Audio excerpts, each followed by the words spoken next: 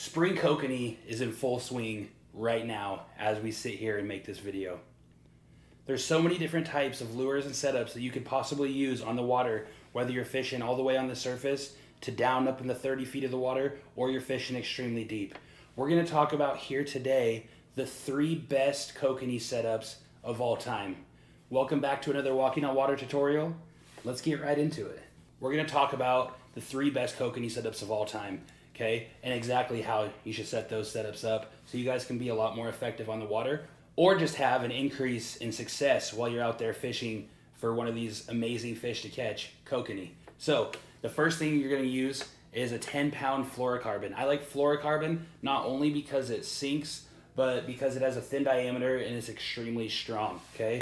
The next thing you're gonna need is either 2 Gamakatsu Big River Bait size 4 hooks or 2 drop shot hooks in the size 4 category as well. The bend that you get in the Big River Bait hook, as well as the drop shot angle on the actual hook itself, the shaft of the hook, is something that's gonna help keep kokanee on the line a lot better when you're reeling them in. So just keep that stuff in mind, guys. This is a non-slip mooching rig. If you guys wanna learn how to tie this non-slip mooching rig, which is just 2 hooks, one above the other, offset, and they don't slide up and down the line. That's why it's a non-slip mooching rig, because they do not slip up and down the line. You can go over to the channel, Walking on Water, my channel, and you can check out the video on how to tie up a non-slip mooching rig, and it'll teach you everything you need to know. In this video today, though, we are just gonna have the mooching rig already tied up, just to save a little bit of time here, okay? So, this is the non-slip mooching rig. This is the baseline setup for every setup that I would ever run for kokanee.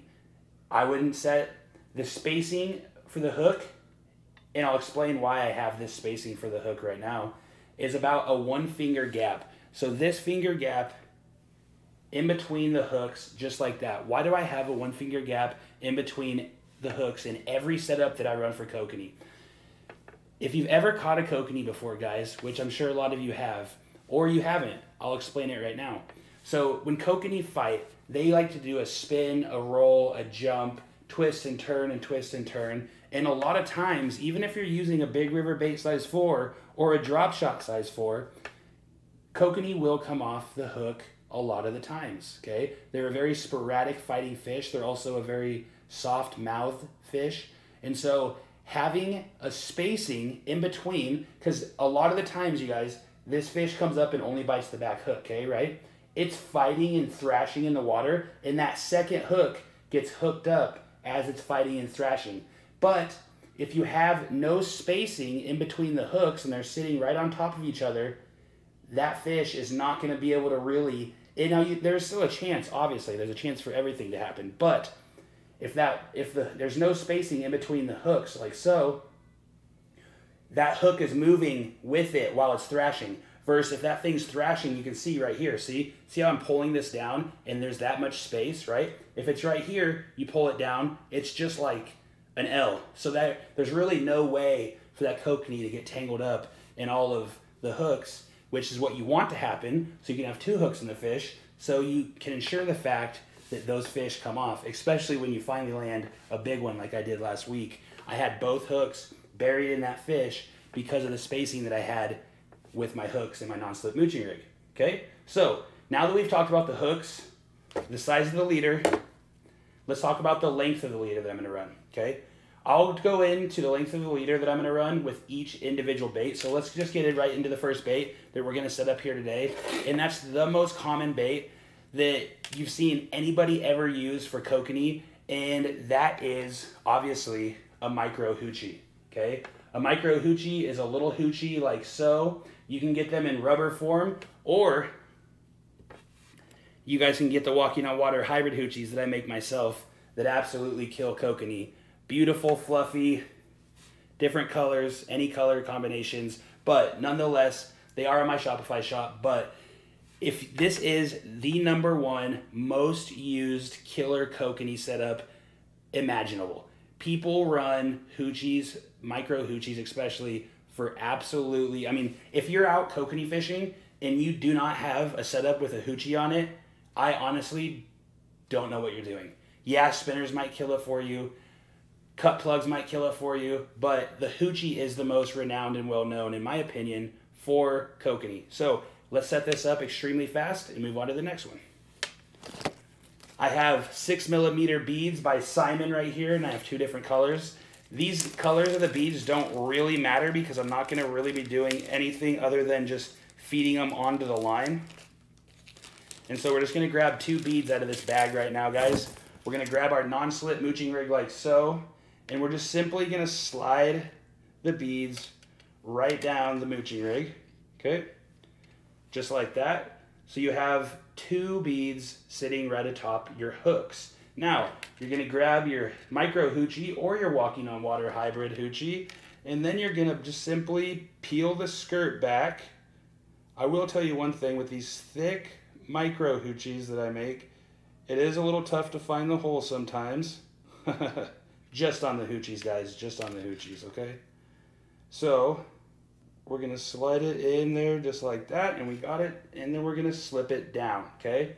So now you have your 2 beads sitting right below your hoochie. And why do we have the 2 beads on the line instead of just sliding it down? See how the 2 hooks are sitting right below the hoochie itself, okay? So when those fish come up to bite it, that hoochie isn't sucked down all the way over the hook, so when it hits the mylar or the tail of the actual hoochie, it's not missing the hooks, right? So you always want to set your hoochie just a tiny bit above your hooks, so you can just ensure the fact that there's not going to be any short strikes, and ensure the fact that you're not going to be actually preventing those fish from getting hooked up on your hooks. So this is the #1 most fish setup, in my opinion, right? I'm not saying it's the best setup. I'm saying I think that this is the most common setup for kokanee that you will see. Okay, with a hoochie like this, I'm going to grab a dodger like so, okay? And the rule of thumb for a lot of people is double the length of the dodger, okay? So, but for me, I don't necessarily always run double the length of the dodger. Excuse me. If I'm running a hoochie by itself without a spinner blade above it or without a smiley blade, I always run 8 inches across the board. I think 8 inches of actual leader to the top hook, right? I'm not including the hooks in my leader length. I'm simply just going from the top of the hook to the top of the actual leader itself. And so 8-inch piece of line, and that will 100% get you enough action behind a dodger of this size. So when it's going through the water, you're getting that nice hoochie-esque squid-like action that those kokanee just absolutely can't resist, guys. So this is, in my opinion, one of the best kokanee lures of all time. Let's get into the second kokanee lure that I'm going to show you guys here today and how to set that up right now. All right, guys. So the #2, not even #2, just the second setup that I'm going to show you for the 3 best kokanee lures of all time is none other than the Brad's Killer Fishing KCP, aka the kokanee cut plug. These things are absolute dominant in the water system, and if you have not been using them, you have definitely been sleeping on Brad's Killer's KCP. I'm telling you what. Simply slide the rubber band off the back, guys, and then you're going to open it up just like so. So it opens up. You could put a couple pieces of corn in here, or it has the pad on there that you can just put your scent, like the Lunker Lotion shrimp scent or any Pro Cure product. I just happened to have the shrimp scent and Lunker Lotion because that's all they had at my local tackle shop before I went fishing for steelhead, and I decided to use shrimp for kokanee, and man, oh man, did it ever just do the job. So you put a little line of that in there, you close it up, you put your rubber band back on, and now you're baited up. You got scent for a long time. This thing spins perfectly in the water, and the kokanee absolutely cannot resist it. So Brad's Killer KCP, baby. Let's set it up right now. Okay, so again, we have our non-slip mooching rig, okay, guys? Very easy, very simple. Now, I'm going to opt to take my rubber band off initially, okay? And so simply slide another bead on, a 6mm bead. I always match my beads to the color of the lure that I'm using, so I'm going to put chartreuse on here since the KCP is chartreuse in gold and green. Then I'm going to go ahead and I'm just going to slide my rubber band on the line as well. if I don't lose it, okay? Slide the rubber band on the line as well, just like that. So it's sitting right there above the beads, okay? Then you see the guides that you have right back here. You have a guide right here and a guide right here. Then you have a little hole right here that you're gonna feed the top of the line through. So, hope you guys can see this, if I can get it. There's one guide up through the top. Then you're gonna grab the line. So you grab the line. There's two little holes right here, and the two little holes are going to give you each a different little spin. And so I'm going to go through the side hole here, just like that. Just like that, you guys. Check it out. So you got the two 6mm beads giving you just enough spacing for your hooks to be trailing behind it so you guys can put your corn on there and fish this thing effectively. Now, why did we put the rubber band on the line itself? We did that so you can slide it right back on over the KCP just like that. Now look, see where your beads are at? Now your beads have a setback, okay? If you want to bring it up a little bit, just like that, now your beads, your hooks are not set as far back, but you could pull it out a little bit, tighten that thing up, and now you can set your hooks back just a little bit farther. Okay. With the Brad's KCP of any color that absolutely dominate and destroy kokanee in the water, how long of a leader should I run? Now, I always run from an 8 to a 12-inch leader, and I rarely ever go above 12 inches. With the KCP, I would recommend anywhere from 10 inches to 11 inches long. I think that's a perfect length to get just enough action from this as it's spinning through the water, guys. So this is gonna spin in a cut plug motion just like this. It's spinning, okay? See it spinning? It's gonna move through the water and spin just like that. The Dodger is gonna move side to side, so it's gonna give it a nice pulsing action as it's moving. So you don't need an extremely short leader to get a ton of action because it is already spinning itself in the water. So in my mind, and what I do normally to get on a lot of fish with the KCP is I run a 10 to 11 inch leader, so the lure itself is providing 90% of the action, but the Dodger still is providing enough action to the lure to give it that twitchy spin that I like to see when I'm going out to bonk the big kokanee. And I'm telling you what, guys, Brad's Killer Fishing has got these cut plugs absolutely dialed. Okay, let's go into the absolute third most fishiest, best lure of all time for kokanee. Let's get into it right now. All right, guys. So these are 6mm beads sitting atop a non-slip mooching rig, just like so. You can definitely downsize the beads.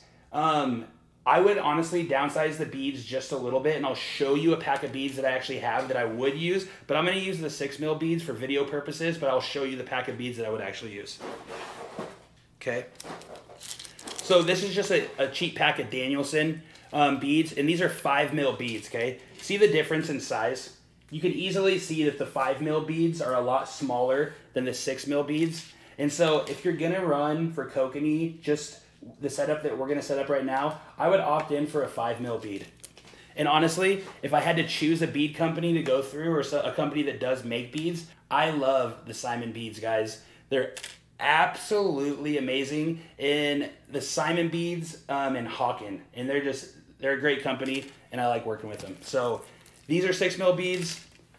Obviously go with the 5mm beads when we're talking for kokanee, but you guys can see these ones a lot better. So what we're gonna do here is we are gonna set up a couple more beads on here, okay?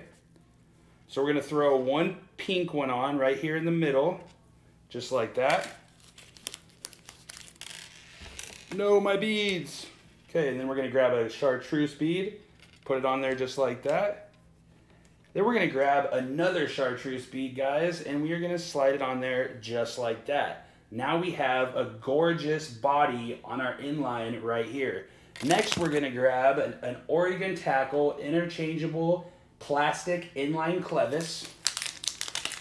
We're gonna grab it out of the bag just like that. It fell right out for me, okay? And we are gonna slip it down the line. If you haven't picked up what we're doing here right now, you can definitely tell that we are setting up a spinner. And yes, the spinner or the wedding ring-esque type bait is by far one of the best baits that Kokanee absolutely love to destroy. If you guys are enjoying these videos at all, guys, as we finish setting up this spinner, go ahead, smash the like button, subscribe to the channel for a lot more content to come, because we're fishing all year, baby. And share these things out to your friends and family. Comment down below and say something cool, or tell me anything about your, you know, what you guys got going on. If you're going fishing somewhere, if you have any questions about the lures or baits. And go over to the Walking on Water private fishing Facebook group. It's called Walking on Water Fishing. You can interact with me there, as well as the community itself. We'd love to have you guys to be a part of the community over there. And we have a Walking on Water business page, guys. We post a lot of our long form content there as well. So we'd love to see you guys interacting with that as well. Also, I have a TikTok, and it is Walking on Water as well if you guys want to check that out. It's a lot. Anyways, so we have a willow blade right here that we are going to connect to our inline Oregon tackle clevis, just like that. Okay, so we have a beautiful little Kokanee spinner made out of 6mm beads and a willow blade. I would honestly opt in for the 5mm beads for Kokanee. It is a little bit lower profile, but I'm telling you what, guys, I have definitely caught Kokanee on 6mm beads, and there's absolutely no reason why you couldn't catch Kokanee on 6mm beads as well. This is absolutely one of the go-tos and one of the best Kokanee lures in the absolute world. So we have the Hoochie, which is one of the best Kokanee lures ever. We have the Brad's Killer Fishing KCP, aka Kokanee Cut Plug, that is by far one of the best Kokanee lures in the world. Then you also have the Walking on Water Special, baby. The inline spinner with a willow blade on it. Now, a lot of people ask questions. Okay, so what about, so this is a 3.5 blade right here. This is a Colorado blade. And I'm not showing you this because of the size. I'm showing you this because of the shape, right? I've done okay on smaller Colorado blades than this. But I'm telling you guys, the subtle, flashy flop of this willow blade through the water is an absolute Kokanee attractant. And if you run any kind of spinner, my only recommendation would be to use a willow blade. And this, as a spinner, is the third absolute most dominant Kokanee lure in the freaking world. I can put money on it. I guarantee that any three of these setups that we talked about here today and showed you how to set up properly will absolutely, if paired with the right corn or maggot, will absolutely catch you guys fish every single time you go out on the water, unless it is just an absolute fluke scenario.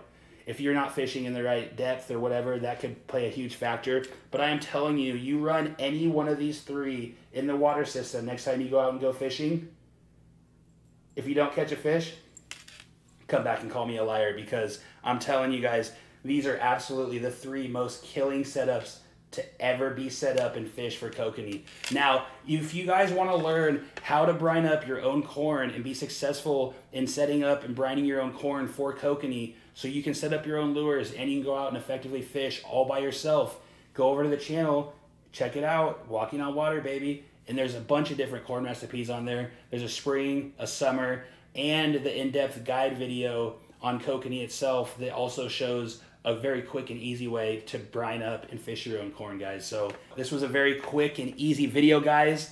I am signing out for now. We are headed down to the Columbia River to fish for springers for the next 5 days, and I absolutely cannot wait. I can't wait to see you guys on the water down there.